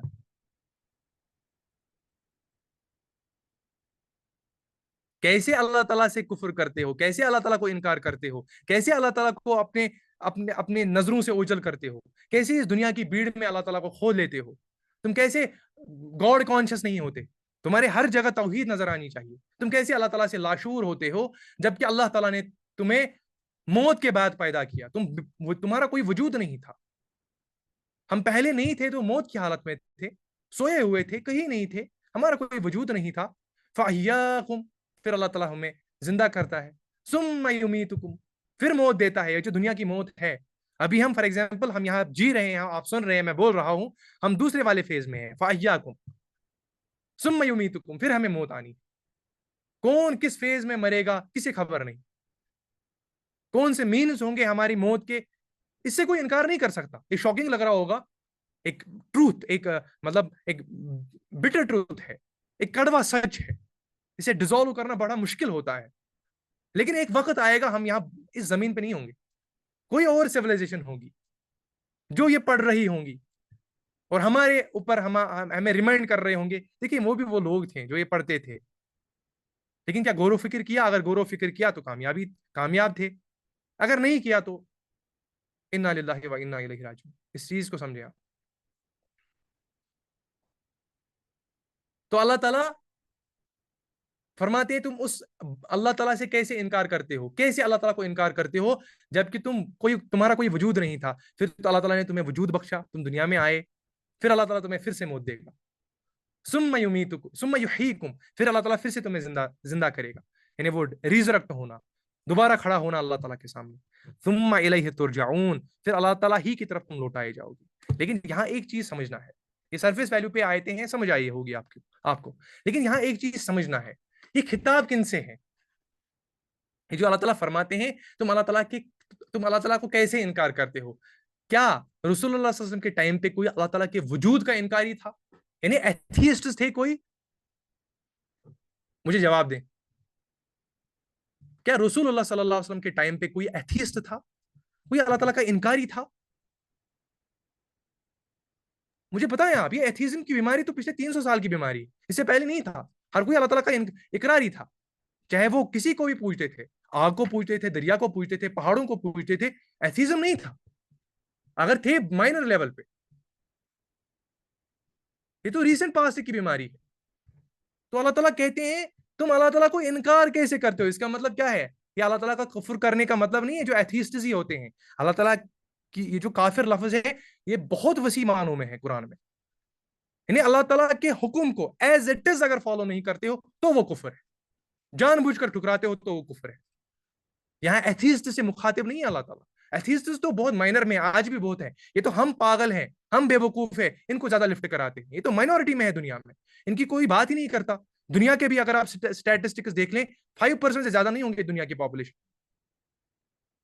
ہماری انفیریورٹی کمپلیکس اتنی ہے, صرف ایتھیزم کے ڈیبیٹ کو سامنے لائیں گے, بھائی چلو ان کو کوئی بات ہی نہیں کرو, ان کی بات ہی مت کرو تو یہ خود بخود مر جائیں گے. ان کو بات کرنے سے ان کی وسعت میں ہم بڑھاوا دیتے ہیں. یہ اس لائق نہیں کہ ان سے ڈیبیٹ کرے جائیں. یہ ڈیبیٹ کے لائق بھی ہے ایتھیزم. پہلے ہسٹری تو ان کی 200 سال پرانی ہے, کوئی گراؤنڈز تو ہے نہیں, دنیا میں پاپولیشن تو ہے نہیں, کوئی امپیکٹ تو ہے نہیں, ایم لیس پرپز لک انسان ہے. ان کو کیوں ڈیبیٹس پہ بلاتے ہو بھائی ہم ایتھیزم کو ہرائیں گے؟ اتنے قابل ترین انسان ایتھیزم کے حوالے سے ڈیبیٹ کر رہے ہوتے ہیں. بھائی اپنی توانائی یا دوسری چیزوں میں صرف کرو. ہاں کوئی جنون انسان ہوگا, اس کے بارے میں نظر انداز نہیں کر رہا ہوں میں, لیکن اپنی زندگی کو صرف کرنا بھائی ایتھیزم کو ہرائیں گے, یہ نہیں ہار سکتے. ختم اللہ علی قلوبہم, اے محمد صلی اللہ علیہ وسلم آپ ان کو ہدایت نہیں کر سکتے جو ہدایت چاہتے نہ ہو. کیوں ان کو لفٹ کراتے ہو؟ ان کی مائنورٹی میں پاپولیشن, یہ کوالیفائڈ ہی نہیں ہے مسلمانوں سے یہ بحث کرے ایتھیزم. ان کو تو پہلے شعور میں آنا ہے تھوڑا بہت, یہ تڑپ ان کے اندر, ہاں کوئی ایک جنون پرسنالٹی ہوتی ہے جو واقعی اسے سمجھ نہیں ہوتی, وہ سمجھ جائے گا. لیکن جو ڈاگمیٹک پرسنالٹیز ہوتی ہیں نا ایتھیزم میں زیادہ تر آپ دیکھیں گے ڈاگمیٹک. کیوں اپنی محنتیں صرف کرنا؟ آپ کی وقت کی اللہ تعالیٰ نے قدر رکھی ہے, تمہارا ایک وجود ہے, تمہارا ایک مقصد ہے, تم اپنے مقصد کو ان بے وقوف لوگوں پہ اوپر صرف کرتے ہو. جو جنون ہوگا اس کو حق بات بولو. دنیا کی ایک ہی, اگر کوئی دنیا کی سب سے کوئی ایلیٹ چیز ہے وہ ایمان ہے, تو اس یہ مفت میں تو نہیں ملے گی. آپ کو چھوٹے سے ایگزام کے لیے اتنا سٹرس کرنا پڑتا ہے, تو کیا لگتا ہے کہ مفت میں مل جائے گی؟ دنیا کی ایک ہی اگر کوئی چیز, دنیا کی اس زمین میں کوئی ورتھ ہے کوئی چیز, وہ ایمان ہے. یہ مفت میں تو نہیں ملنے والی, اس کے لیے آپ کو سٹرائیو کرنا پڑے گا. اسی لیے اللہ تعالیٰ فرماتے ہیں میں نے جہنم کو رکھا ہی ہے انسانوں اور جنوں کے لیے, میں بھر دوں گا جہنم کو انسانوں اور جنوں کے لیے. وہ ایسے ہی لوگ ہوں گے بے خبر لوگ.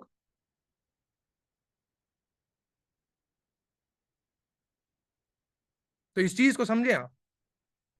تو اس کے ساتھ ساتھ اللہ تعالیٰ نے یہاں یہ بھی سمجھایا کہ کفر کس معنی میں بولے جاتے ہیں, اس کی وسیع ٹرمنالوجی, اور اس کے ساتھ ساتھ سٹیجز آف ہیومن لائف کو یہاں بتایا. اس کا مطلب 2 موتیں انسان کے اوپر آنی ہے اور 2 زندگیاں انسان کو ملنے والی. 2 موتوں اور 2 زندگیوں کے بارے میں یہاں ذکر کیا گیا. یہ قرآن میں صرف 2 جگہ آتے ہیں, سورہ مومنین میں, جسے سورہ غافر بھی آپ کہتے ہیں. سورہ مومنین میں بھی آگے آئے گا, وہاں بھی ایک بار آیا. اس کے بغیر کبھی بھی آپ قرآن میں نہیں دیکھیں گے دوبارہ زندہ اٹھنا یا 2 بار موتوں 2 بار زندگی کا جو یہ باتیں ہوئی, یہ نہیں آئے گا. صرف 2 بار آئے گا سورہ مومنین میں آگے, اور ابھی ایک بار آیا. 2 موتوں اور 2 زندگیوں کے بارے میں ذکر. کلیئر ہوا؟ تو اللہ تعالیٰ فرماتے ہیں تم کیسے اس اللہ تعالیٰ کا انکار کرتے ہو جس نے تمہیں وجود بخشا, تم بے وجود تھے, پھر وہ تمہیں پھر سے موت دے گا اور پھر تم سے حساب لے گا, یعنی پھر سے تمہیں زندہ کرے, پھر سے تمہیں زندگی بخشے گا. ٹھیک ہے, اب ہم کنکلوڈنگ آیت میں ہیں, اور یہ بہت ہی امپورٹنٹ آیا ہے, بہت ہی امپورٹنٹ آیا ہے, اس چیز کو سمجھنا بہت ضروری ہے. اللہ تعالیٰ فرماتے ہیں هو الذي خلق لكم ما في الأرض جميعا ثم استوى إلى السماء فسواهن 7 سماوات وهو بكل شيء عليم. اب دیکھیں اللہ تعالیٰ کیا فرماتا ہے. هو الذي خلق لكم, لكم استعمال ہوا ہے, خلق لكم استعمال ہوا ہے. اللہ تعالیٰ نے یہ زمین تمہارے لیے بنائی, اور زمین ہی نہیں, ما فی الارض جمیعا, جو اس میں ہر کوئی چیز ہے وہ تمہارے لیے بنائی. آپ دیکھیں اللہ تعالیٰ نے کیا اس انسان کو مقام دیا. مقام دیکھیں آپ, ہم مٹیریلزم کے پیچھے بھاگتے ہیں. یہ زمین تو تمہارے لیے ہے, تم زمین کے لیے نہیں ہو. ہر کوئی اللہ تعالیٰ نے چیز, چاہے سورج ہو چاند ہو, ہمارے تابع رکھا, ہمارے لیے کام کر رہے ہیں. سورج کبھی بھی اپنی ڈیوٹی سے نہیں منہ موڑتا, چاند کبھی بھی انکار نہیں کرتا, یہ ہوائیں کبھی انکار نہیں کرتی, اور ہمارے لیے پیدا کی ہے. یہ پرپس بتایا, یہ دنیا کا پرپس انسان ہے. اللہ تعالیٰ نے دیکھیں انسان کو کتنا سیریس لیا ہے. اللہ تعالیٰ نے جس مخلوق کو سب سے زیادہ سیریس لیا وہ انسان ہے. سب سے زیادہ سیریس اللہ تعالیٰ کے یہاں اگر کوئی ہے تو وہ انسان ہے. کتنا سیریس لیا اللہ تعالیٰ نے انسان کو. اللہ تعالیٰ فرماتے ہیں هو الذی خلق لکم ما فی الارض جمیعا, جو بھی انسان جو بھی اس دنیا میں ہے وہ تمہارے لیے ہے، تمہارے لیے، تمہاری فائدے کے لیے، اور تم اپنے لیے اپنی زندگی مقصد، اپنا زندگی کا مقصد گوا دیتے ہو اس دنیا کو پانے کے لیے. اسی لیے اللہ تعالیٰ فرماتے ہیں ثم رددناہ اسفل سافلین. سورہ 3 میں اللہ تعالیٰ فرماتے ہیں جب انسان گرتا ہے تو بہت گرتا ہے، بڑا ذلیل ہوتا ہے اس دنیا کے پیچھے جس کو میں نے اسی کے لیے بنائی تھی. فار ایگزامپل کار ہوتی ہے میرے پاس، فار ایگزامپل ہمارے پاس کار ہے، گاڑی ہے، وہ کس لیے ہے؟ تاکہ میری آسائش ہو. لیکن میں کار کو ایسے مینٹین کر رہا ہوں، اپنے لیے اپنا تکلیف دے رہا ہوں. میں بڑی گاڑی کوئی لوں، لیکن کس لیے لوں؟ لون لے کے، قرضے لے کے اپنے سکون کو برباد کر رہا ہوں. گاڑی تو ہے بھائی تمہاری لیے تھی، تمہاری آسائش کے لیے. تم نے اس کے سر پہ اتنا بٹھا لیا کہ اپنے کمفورٹ کو ہی بھول گئے، اپنے مقصد کو ہی بھول گئے. یہ تو تمہارے لیے تھی، تم کار کے لیے نہیں تھے. بس کلیش ایگزامپل دے رہا ہوں، اسی کو آپ میکرو لیول پہ سیٹ اپ کرو. یہ دنیا ہمارے لیے ہے، ہم دنیا کے لیے نہیں ہے. اور اس کی صداقت رسول اللہ علیہ وسلم کی حدیث بھی دیتی ہے. رسول اللہ علیہ وسلم کی حدیث ہے کہ یہ دنیا تمہارے لیے بنائی گئی ہے اور تم آخرت کے لیے بنائے گئے. صحیح حدیث ہے یہ، متن کے حوالے سے بھی اور اسناد کے حوالے سے بھی. سمجھ رہے ہیں آپ؟ تو اللہ تعالیٰ نے یہ ساری چیزیں ہمارے لیے بنائی. ہم مقدم ہیں، ہم سیریس ہیں. اللہ تعالیٰ کے یہاں جو سب سے زیادہ سیریس کوئی انسان ہے، کوئی مخلوق ہے، وہ انسان ہے. کلیئر ہوا؟ اسی لیے چلیں یہ جورسپروڈنس کا معاملہ آئے گا یہاں پہ. اسی لیے فقہا جو ہے ہمارے وہ یہی سے یہ دلیل نکالتے ہیں کہ اللہ تعالیٰ نے جو بھی کوئی چیز رکھی ہے، جو بھی کوئی علم رکھا ہے، وہ سب حلال ہے سوائے وہ جس کا اللہ تعالیٰ نے مینشن کیا. یعنی everything is permissible until proven otherwise. ہر کوئی چیز ہمارے لیے حلال ہے. کوئی بھی پروفیشن، کوئی بھی چیز، کوئی بھی چاہے وہ کھانے کے حوالے سے ہو، کوئی بھی چیز ہمارے لیے حلال ہے جب تک کہ وہ امپرمیسیبل نہ کہلایا جائے. یعنی قرآن میں اس کی تصدیق ملتی ہو، حدیثوں میں اس کی مذمت ملتی ہو، اور اجماع کے ذریعے سے کنسنسس اور سکالرز کے اندر کہ یہ فبیڈن ہے، یا اجماع امت ہو اس پہ کہ یہ فبیڈن ہے. ورنہ ہر کوئی چیز اللہ تعالیٰ نے ہمارے لیے پرمیسیبل رکھی ہے. اب لیکن ہمیں کیوں لگتا ہے کہ اسلام ہر کسی جگہ ٹوکتا ہے کہ یہ بھی امپرمیسیبل ہے، یہ بھی امپرمیسیبل ہے؟ کیونکہ برائیاں اتنی زیادہ ہے، حرام خوریاں اتنی زیادہ ہے دنیا میں. ہمیں لگتا ہے اللہ تعالیٰ ہمیں ہر کسی چیز سے روک رہا ہے، ورنہ اللہ تعالیٰ نے 90% جو ہمارے لیے حلال رکھا ہے. لیکن برائیاں اتنی زیادہ، ہم نے ہر جگہ حرام خوریاں کی ہے، ہمیں ہر جگہ برائی نظر آتی ہے، اور جو کہ حق ہے.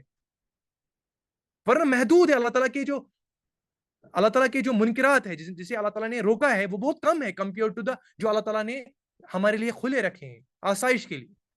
وہ تو زیادہ ہے.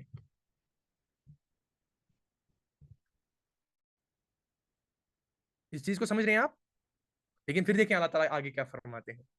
وَالَّذِي خَلَقَ لَكُم مَّا فِي الْأَرْضِ جَمِيعًا ثُمَّ اسْتَوَىٰ إِلَى السَّمَاءِ فَسَوَّاهُنَّ سَبْعَ سَمَاوَاتٍ. یہاں پہ ایک امپورٹنٹ ٹاپک، امپورٹنٹ فیز ہمارا سٹارٹ ہونے والا ہے، جس کو فرق کرنا ہے ایک مسلمان کیسا ہونا چاہیے اور ریسٹ آف دی کریشن کیسے ہوتی ہے، وہ اپنی زندگی کا تصور کیسے لیتی ہے. یہ سمجھنا بہت ہی ضروری ہے، بہت بہت ضروری، خاص کر اس پوسٹ ماڈرن ایرا میں. آپ سمجھ رہے ہوں گے نا پوسٹ ماڈرن ایرا کسے کہتے ہیں. آپ اس ڈیفینیشن کو پہلے سمجھے.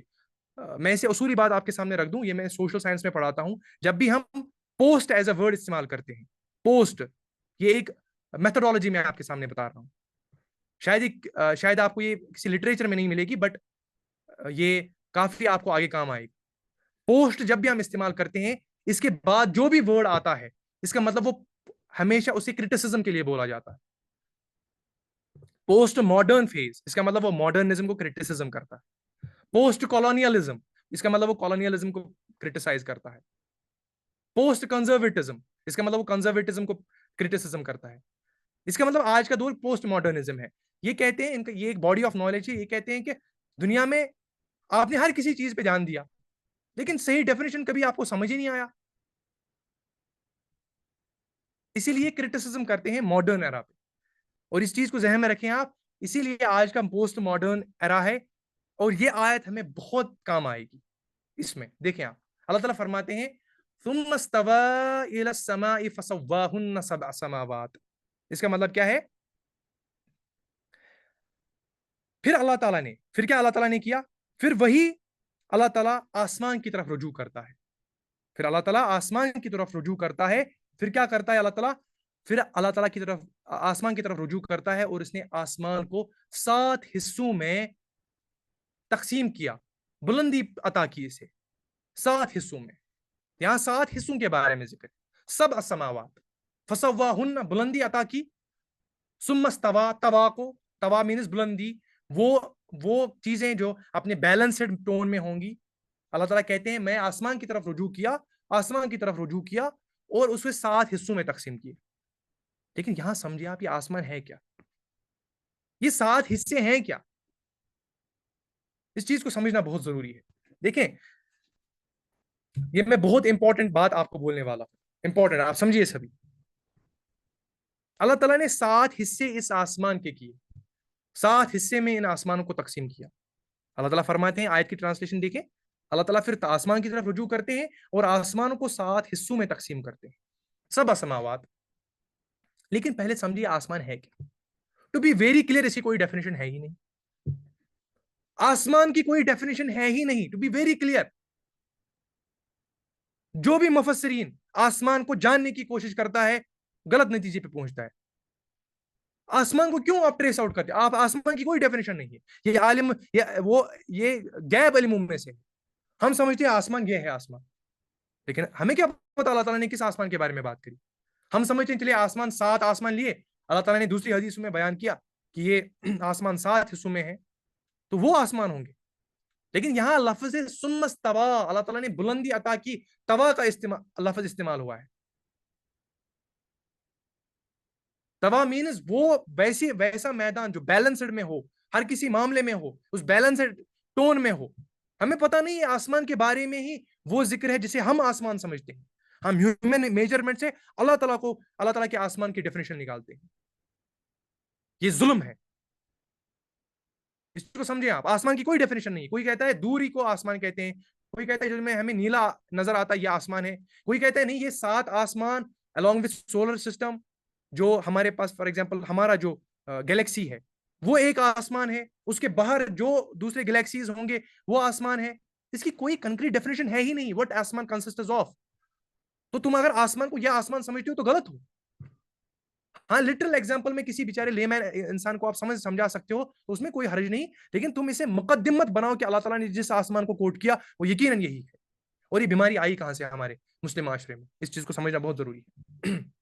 دیکھیں انیشل فیزز میں اس میں کبھی بھی ڈسکشن نہیں ہوا, لیکن جب گریک فلسفی نے یورپ میں اپنے قدم جمائے, ڈسمنیٹ ہوئی گریک فلسفی, تو جو ریلیجس کلرگی تھا, جب آپ نے دیکھا ہوگا انلائٹنمنٹ رینیسا کا جب فیز آیا یورپ میں, اسپین میں خاص کر, اسپین جسے انڈلوسیا کہا جاتا تھا, انڈلوسیا جسے اندلوسیا بھی کہتے ہیں اردو عربک ٹرمنالوجیز میں, وہاں اسلام بڑے پرجوش میں تھا, پولیٹیکل گورننس اسلام کی تھی اور ساتھ ساتھ کو ایگزسٹنس تھی. جوز بھی وہیں پہ رہتے تھے. جب آپ دیکھے ہوں گے جب جوز کو پیلسٹائن سے نکالا گیا رومن امپائر کے سائڈ سے, یعنی جو رومن امپائر تھا جب وہاں سے ان کو نکالا گیا, ڈائسپورا نکالا, تو ان کو ایک ہی جگہ نظر آئی دنیا میں, وہ اسپین تھا جہاں انہوں نے بہترین انداز میں اپنی زندگی گزاری. لیکن وہاں اب جوز جو تھے وہ کافی اپنے اس تھیولوجی ڈپارٹمنٹ میں کام کر رہے تھے, اپنے ریلیجس بکس کو ٹریس آؤٹ کر رہے تھے, اور ساتھ ساتھ کرسچنز بھی تھے اور مسلمانز بھی تھے, اور یعنی مسلمز بھی تھے, مسلمان بھی تھے. اور لیکن وہاں سے طوفان کس کا آ رہا تھا ویسٹرن یورپ میں؟ فرانس, جاپان, جاپان تو ساؤتھ ایسٹ میں سوری, جاپان, فرانس, یہ برٹن, ویلز, جرمنی, یہ سارے جو ویسٹرن یورپ کی کنٹریز ہیں ان کو سامنے رکھیں. وہاں سے طوفان کس کا آ رہا تھا؟ گریک فلسفی کا. اس پہ کام کر رہے تھے, ایرسٹوٹل کو پڑھ رہے تھے, پلیٹو کو پڑھ رہے تھے, سوکریٹیز کو پڑھ رہے تھے, گلوکون کو پڑھ رہے تھے, یہ سارے فلسفرز کو سمجھ رہے تھے. تو انہوں نے کام دیا, بھائی ہم تو ہر کسی چیز پہ بات کر سکتے ہیں, جو بندہ کرٹیسزم نہ کرے, سوال نہ پوچھے, وہ تو ریزن کہلانے کے لائق ہی نہیں, وہ تو ریزنیبل ہے ہی نہیں. تو یہاں پہ یہ جو ریلیجس کلرگی کے لوگ تھے, چاہے جوز تھے, مسلمز تھے یا کرسچنز تھے, تو جوز میں اٹھے ایک پرسنالٹی اسپین کے تھے, اس کا نام ہے موزس مائمونائڈس. آپ پلیز پین ڈاؤن کیجئے اسے, موزس مائمونائڈس, امپورٹنٹ ڈسکشن ہے یہ. موزس مائمونائڈس ایک پرسن تھے جنہوں نے کہا ہم اپنے ریلیجس بکس کو گریک فلسفی سے ریلیٹ کریں گے اور جو وہاں سے ایکسٹریکشن آئے گا وہ ہم آگے بڑھیں گے تاکہ ہمیں بھی لوگ سمجھے کہ ہم بھی سائنس کے ماننے والے، ہم بھی ریزن کے ماننے والے. اور یہی بیماری کرسچنز میں بھی آئی جسے کرسچن سکولسٹسزم کے نام سے جانتے ہیں. ایک تھاٹ ہے جسے کہتے ہیں کرسچن سکولسٹسزم. کرسچن سکولسٹسزم اس میں دو انسان تھے، سینٹ آگسٹین اور تھامس ایکونس. یہ دو ایسے پرسنالٹیز تھے، سینٹ آگسٹین اور تھامس ایکونس. یہ دو ایسے پرسنالٹیز تھے جنہوں نے گریک فلسفی کو بینچ مارک بنایا، اپنے بائبلز کو جو ورژنز آف بائبلز تھے وہاں سے ریلیٹ کرنے کی کوشش کی، کمپیرزن میں ڈرا کیا. تو وہاں انہوں نے سوچا ہم اس کو بھی انٹیگریٹ کریں گے اپنی ریلیجس بکس میں.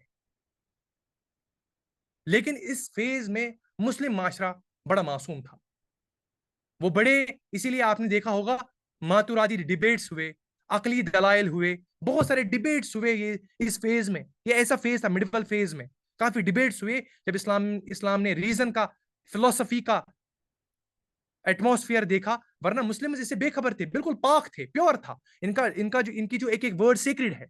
لیکن انہوں نے یہ ساری چیزیں نکالی کہ جب یہ ڈیفینیشنز دیتے ہیں بھائی یہ تو یہاں تک پہنچ گئے. ہمیں بھی بولا گیا ہے کہ تم غور و فکر کرو، لیکن تم ہمیشہ کیوں اسے قرآن سے جوڑتے ہو؟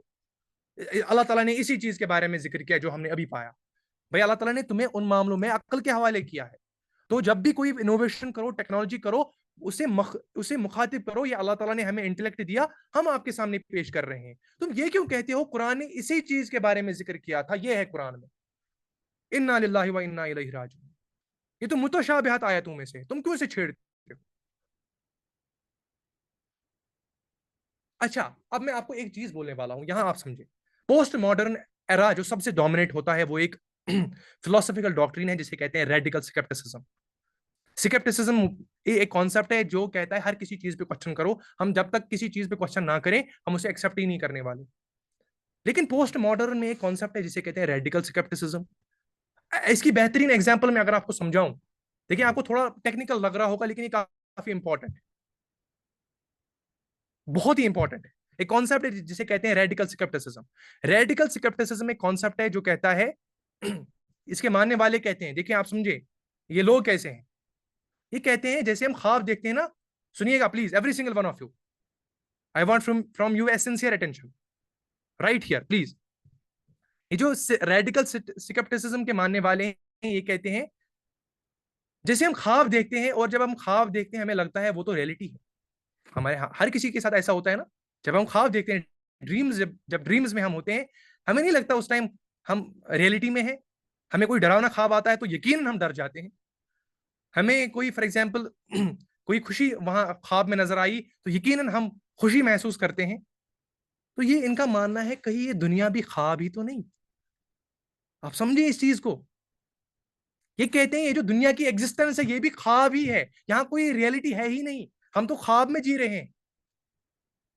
ریڈیکل سکیپٹسزم ہر کسی چیز کو انسرٹن مانتے ہیں. لیکن پھر ہم ان سے کہتے ہیں کاش ہمارے سائڈ سے کوئی اٹھتا اور انہیں کہتا، لیکن یہ مائنورٹی میں ہے، وہی بات آتی ہے نا. لیکن اپنے آپ کو سمجھانے کے لیے، اولو الالباب کو سمجھانے کے لیے، جو عقل والے ہیں، جو اس کتاب پر ایمان لاتے ہیں، ہمیں ان کو اویئر کرنا ہے. اس چیز کو سمجھیں. کیا ان لوگوں کو آپ یہ بتاؤ گے جو اس دنیا کو انسرٹن ہی مانتے ہیں، ہم تو خواب میں جی رہے ہیں، لیکن پھر ہم ان سے کہتے ہیں دیکھیں انہوں نے ٹونٹ کیا، ہم بھی ان کو ٹونٹ کریں گے. پھر ہم کہتے ہیں پھر آپ ایکویلٹی کیوں مانگتے ہو؟ اگر خواب ہی ہے تو خواب میں کیسا ایکویلٹی؟ آپ تو خواب میں آسمان، فار ایگزامپل ابھی آپ یہاں پہ ہوں گے، ابھی آپ کینیڈا میں ہوں گے، ابھی آپ مڈل ایسٹ میں ہوں گے، تو خواب تو کبھی ریئلٹی ہوتی ہی نہیں ہے. تو اگر آپ پہ ظلم ہوتا ہے تو کبھی بھی نہ کہنا ہمارے اوپر ظلم ہوا، تم تو ڈریمز میں ہو، یہاں تو کوئی لا امپلیمنٹ ہی نہیں ہوگا. تو وہاں وہ ہار جاتے ہیں، وہاں اپنے ہاتھ کھڑا کرتے ہیں، نہیں ہم کیوں ظلم سہیں گے؟ جب ظلم سہو گے اس کا مطلب ریئلٹی ہے. آپ سمجھے اس چیز کو، میں آپ کو کیا بتا رہا ہوں. تو کن لوگوں کو آپ سمجھاؤ گے؟ ان بے وقوفوں کو سمجھاؤ. اس لیے اللہ تعالیٰ فرماتے ہیں وَلَا تَكُونُوا كَالَّذِينَ نَسُوا اللَّهَ فَأَنسَاهُمْ أَنفُسَهُمْ. کیا تم نے دیکھا نہیں اس شخص کو جس نے اللہ کو بلا دیا، اللہ تعالیٰ نے اس کو اپنا آپ بلا دیا. وہی جو میں نے آپ کو کل کہا، they forget Allah and Allah made them forget about themselves. تو اس چیز کو سمجھنا ضروری ہے. انسان کو وہی سمجھنا چاہیے اور اللہ تعالیٰ کے پرپس کو جاننا چاہیے. اللہ تعالیٰ کیا ہم سے پرپس مانگ رہا ہے؟ اللہ تعالیٰ کہتا ہے جو میں نے کہا، جو واضح ہے، جو متشابہات میں نہیں ہے، جو کنکریٹ فارم میں ہے، ان کو اپنی سوشل لیول پہ، پولیٹیکل لیول پہ، انڈیویجول لیول پہ اپلائی کرو، تب تم زمین کے خلیفہ ہو سکتے. تم ایسے باروں نہ کرو. اور وہ سب سے بڑھ کر وہ ظلم تم اس کو اللہ کی طرف منسوب کرتے ہو. کیا اللہ تعالیٰ نے یہ استعمال کیا ہوگا؟ اس چیز کو سمجھے آپ. اور اسے میں ایک کانسیپٹ دیتا ہوں، ایک کانسیپٹ، بس ہم کنکلوڈ کرنے والے ہیں. اسے میں ایک کانسیپٹ میں آپ کو سمجھاتا ہوں. ایک انسان تھے، یہ میں نے ایک بار ڈاکٹر اسرار رحیم اللہ جو ہے، انہوں نے ایک بار ایک کوٹ کیا تھا، مجھے بڑا خوبصورت لگا ان کا ایک پوائنٹ. انہوں نے کہا ہمارے زمانے میں ایک دیہاتی تھا. اس چیز کو سمجھے آپ. ایک دیہاتی تھا، وہ گاڑی کا انتظار کر رہا تھا اور ایک بندہ آیا اور اس نے اس کو لفٹ دیا. جب وہ اپنی ڈیسٹینیشن پہ پہنچا، اس بندے نے، اس دیہاتی نے اس سے دعا کی. دعا کیا کی؟ اللہ تجھے پٹواری بنا دے. ایگزامپل بول رہا ہوں، اللہ تعالیٰ تجھے پٹواری بنا دے. لیکن جو یہ انسان تھا، یہ تھا ڈی ایم، ڈسٹرکٹ مجسٹریٹ. تو آپ بتائیں اس کی دعا نے، اس کے کام نے اس کو ذلیل کیا کہ اپ گریڈ کیا، اس کو پروموٹ کیا کہ ڈیموٹ کیا؟ ڈی پروموٹ کیا کہ پروموٹ کیا؟ بتائیں مجھے. ڈیموٹ. سمجھے اس چیز کو. تو کبھی ہماری جدوجہد، ہماری نیت صحیح ہوتی ہے لیکن کنکلوژن غلط نکلتا ہے جب ہم کسی بڑی پرسنالٹی کے ساتھ اس کو ایسوسیٹ کرتے ہیں. اور وہ بڑی پرسنالٹی چاہے رسول اللہ صلی اللہ علیہ وسلم ہو، چاہے خالق خود ہو، کہ تم وہ کام کرتے ہو تو یہ کہو اللہ تعالیٰ نے ہمیں عقل دی، ہم یہاں تک پہنچے. اسے اللہ کی طرف منسوب مت کرو، یہ تو ظلم ہے. تو اللہ تعالیٰ کی طرف تم جھوٹ باندھتے ہو. تو ہمیں سیکرڈ کو، اللہ تعالیٰ کے کلام کو سیکرڈ ہی رکھنا ہے، وہ پاک رکھنا ہے. جس چیز کے بارے میں رسول اللہ صلی اللہ علیہ وسلم نے کہا، بس ہمارا دین وہی ہے. باقی آپ عقل کے حوالے ہے، باقی معاملوں میں انوویشنز کرو، ٹیکنالوجی کو بڑھاؤ، ہر کسی معاملے میں جاؤ، مگر اسے اللہ کی طرف منسوب مت کرو کہ یہ اللہ تعالیٰ نے یہی کہا جس کو میں نے پا لیا. بھائی تم یہ کہو کہ اللہ تعالیٰ نے مجھے عقل دی، میں اس کنکلوژن پہ پہنچا. مگر تم کہتے ہو جس کنکلوژن پہ میں پہنچا اللہ تعالیٰ نے وہ یہاں یہی استعمال کیا. جیسے ہم آسمان کے بارے میں کہتے ہیں، اللہ تعالیٰ کہتا ہے میں نے آسمان کو 7 حصوں میں ڈیوائڈ کیا. تو آپ کہتے ہو یہ 7 آسمان ہے. کہ کس نے کہا آپ کو؟ کہ رسول اللہ صلی اللہ علیہ وسلم نے کہا؟ کہ کسی صحابی سے ملا؟ بہت سارے بڑے بڑے مفسرین ہیں، میں نام نہیں لوں گا، خواہ کا فضول ڈیبیٹس کری ہیں انہوں نے. اس چیز کو سمجھیں آپ. تو یہ امپورٹنٹ کرائٹیریا ہے جو سمجھنا بہت ضروری ہے. اللہ تعالیٰ کہتا ہے لیس کمثلہ شیء، اللہ تعالیٰ کی کوئی مثال نہیں ہے. تم اللہ تعالیٰ کے کام کو، اللہ تعالیٰ کے معاملوں کو، اور سمجھے اس چیز کو، ہم مخلوق ہے، ہم محدود ہے، اللہ تعالیٰ لامحدود ہے، قرآن لامحدود ہے. وہی ایمان کی بات، پہلے ایمان کو دیکھیں. شیخ ابن باز نے پہلا باب ہی اسی پہ باندھا ہے جب ایمانیات کی بات کی. پہلے اللہ تعالیٰ کی صفت کو جانو. یہ قرآن اللہ تعالیٰ کی صفت ہے، ایٹریبیوٹ آف اللہ سبحانہ و تعالیٰ. یہ اللہ تعالیٰ کی صفت میں سے ہے، اللہ تعالیٰ کی صفت ہے، ایٹریبیوٹ آف اللہ سبحانہ و تعالیٰ قرآن. اور یہ لامحدود ہے، یہ مخلوق نہیں ہے. قرآن مخلوق نہیں ہے، انسان مخلوق ہے. مخلوق خالق کو نہیں پہنچ سکتا، خالق کی صفتوں کو نہیں پہنچ سکتا. تو جتنا اللہ تعالیٰ نے کہا ہے یہاں تک محدود رہو. اپنا عقل کا استعمال مت کرو. عقل کا استعمال کرو اپنے فائدے کے لیے، سوسائٹی کو پروگرس کرنے کے لیے، ٹیکنالوجی کو بڑھانے کے لیے. لیکن اپنے عقل کا استعمال مت کرو جب تم اللہ تعالیٰ کی طرف منسوب کرو گے کہ اللہ تعالیٰ نے یہاں یہ استعمال کیا. اللہ تعالیٰ کی کوئی قدر نہیں ہوگی اللہ تعالیٰ کی یہاں ان معاملوں کی، کوئی مفہوم نہیں ہے اللہ تعالیٰ کی یہاں ان چیزوں کی. کلیئر ہوا؟ پلیز میوٹ یور سیلف ثنا. اس کے بعد اللہ تعالیٰ کہتے ہیں وَهُوَ بِكُلِّ شَيْءٍ عَلِيمٌ، وَهُوَ بِكُلِّ شَيْءٍ عَلِيمٌ. اللہ تعالیٰ ہر چیز کے بارے میں باخبر ہے. اس کا مطلب کیا ہے؟ یعنی جو تم دنیا میں ابھی بغاوت کر رہے ہو، اللہ تعالیٰ بے خبر نہیں ہے. اللہ تعالیٰ تمہارا محاسبہ کیے ہوئے ہے، اس کو ہر ایک چیز کے بارے میں علم ہے، وہ بے خبر نہیں ہے. اور سب سے امپورٹنٹ چیز اس کا مطلب کیا ہے؟ وَهُوَ بِكُلِّ شَيْءٍ عَلِيمٌ کا علم. اللہ تعالیٰ کہتا ہے یہ علم ہے، یہ میری طرف منسوب ہے. دنیا میں اگر کوئی بھی علم کا سرچشمہ ہے وہ اللہ کی ذات ہے. اگر دنیا کو رہبری ملنی ہے تو اللہ کی طرف سے ملنی ہے. تم آزاد نہیں ہو.